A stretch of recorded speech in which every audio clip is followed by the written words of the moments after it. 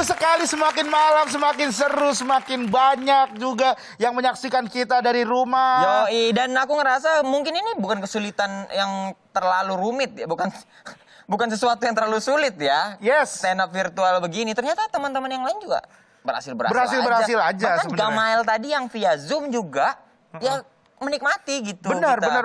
benar banget. Karena kita semua komika-komika Indonesia juga akhirnya sekarang sudah beradaptasi dengan virtual. Ditambah lagi sekarang itu dengan kecanggihan yang namanya handphone dari produk ini, itu sudah bisa mensupport kalian untuk live dari rumah gitu.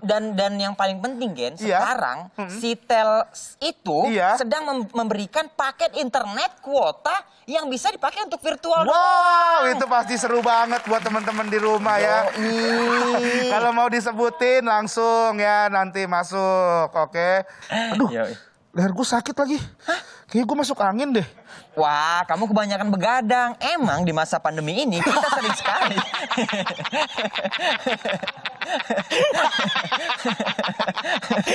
Ya Allah, semakin kasar. Wah, terima kasih ya Gem, sekarang gue udah sembuh.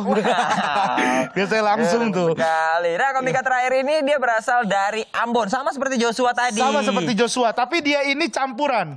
Jadi dia itu campuran Ambon dan juga Jawa Barat. Gitu. Oh, ibunya Jawa Barat. Ibunya Jawa Barat. Dan dia tuh jago beatbox.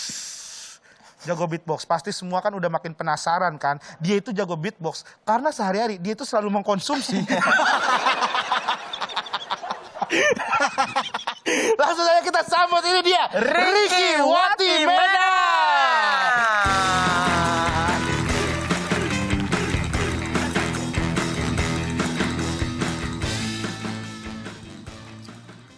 Wow, luar biasa. Minta tepuk tangannya sekali lagi dong teman-teman. Wow, luar biasa sekali. Mau beatbox tapi sulit sekali ya. Pakai ini saya. Ya benar tadi mungkin teman-teman salam kenal. Gue Ricky Watimena. Gue campuran Ambon Sunda. Papa gue Ambon, mama gue Ridwan Kamil. Tidak dong, tidak mungkin. Ya, pandemi ya. Keresahan orang timur di masa pandemi, kalau gue sebetulnya gini, gue nggak pernah nyaman sebetulnya lama-lama di rumah gitu, karena memang gue kerja dan gue punya banyak aktivitas di luar, jadi gue jarang banget bertetangga gitu, jadi gue jarang banget lama-lama gitu ketemu keluarga gue gitu kalau di rumah. Tapi karena berhubung pandemi, di mana pemerintah mengharuskan kita di rumah, mau nggak mau gue harus membuat gue tuh nyaman di rumah gitu. Tapi yang bikin gue gak nyaman tuh sebenarnya gue punya tetangga-tetangga tuh yang gak asik gitu. Tetangga kanan gue gitu, dia punya anak, hobinya nyoret-nyoret. Nyoret-nyoret tembok, yang paling gue kesel dia suka nyoret-nyoret mobil gue. Bukan mending pakai pensil warna, pakai cat air, pakai batu.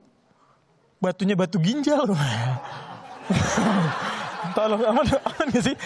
Enggak, yang gue sebel banget gitu, enggak, ini beneran gitu. Gue, nama tetangga gue tuh namanya Fahmi ya, nama anaknya ini siapa tahu nonton nih Mama Fahmi.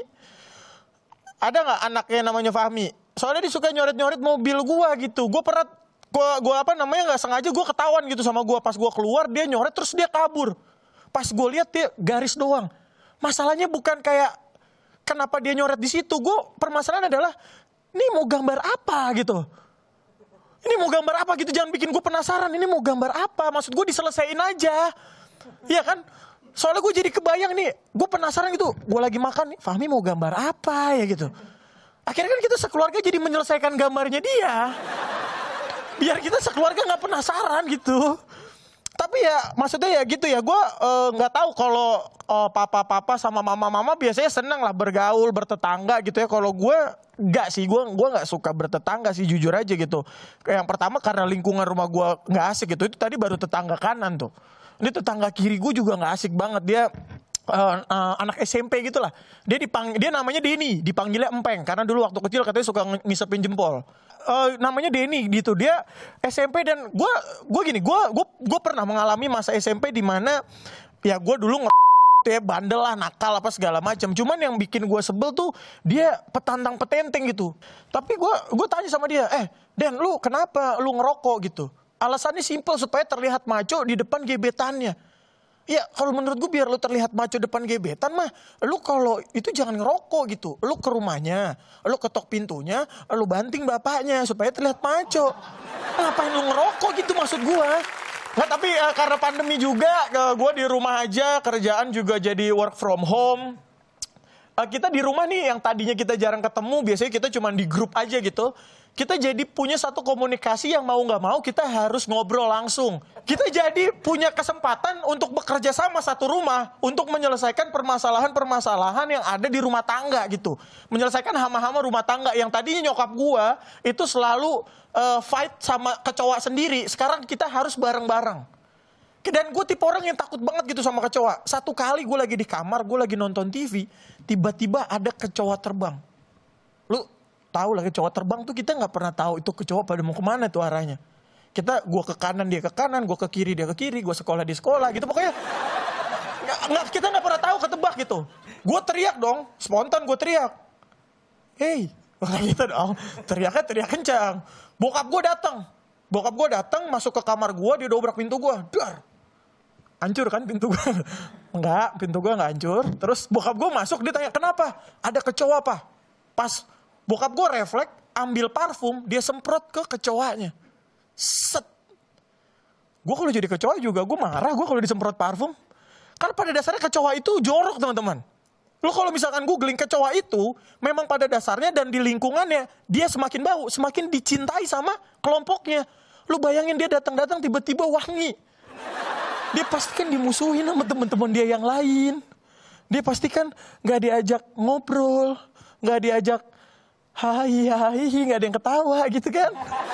Pasti begitu. Sedih tahu jadi kecoa.